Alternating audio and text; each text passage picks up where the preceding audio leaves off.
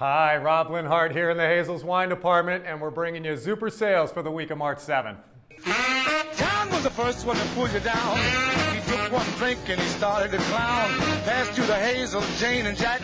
Penelope got you and passed you right back.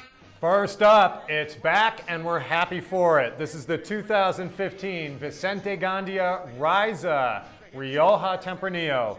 100% Tempranillo here. This is a sort of a modern-ish crossover style, so definitely some new oak here, but you're gonna get vanilla, a little bit of coconut, some dill, cocoa, and earth up front. That's the old school part. The new school, more modern part comes through. As it opens up, you're gonna get a ton of fresh red plum, black cherry, red berry fruits. This wine is gonna actually get a little redder as you go through. Beautiful balance, elegance, not a powerhouse Rioja, everything in its place.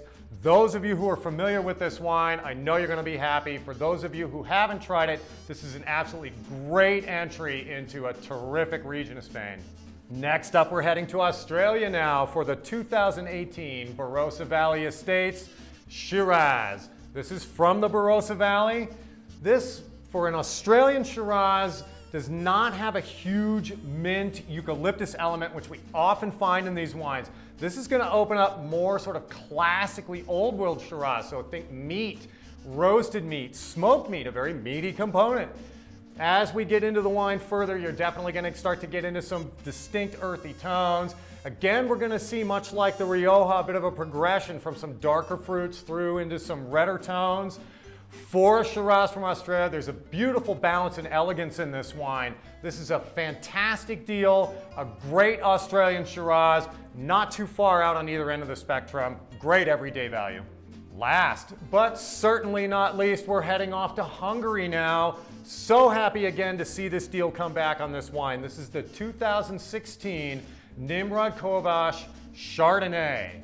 Again, we're in Hungary here. This is very much a European style, think Burgundy-ish. So up front, you're definitely gonna get some caramelized pear, caramelized apple fruit.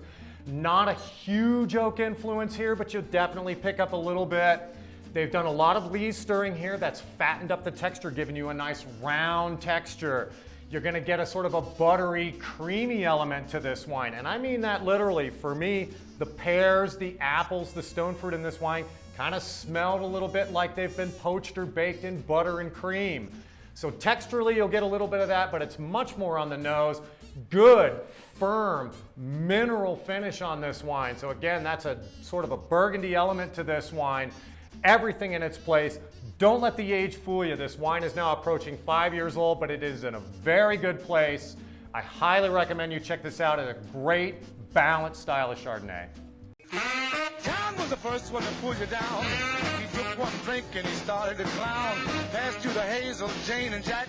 Penelope got you and passed you right back.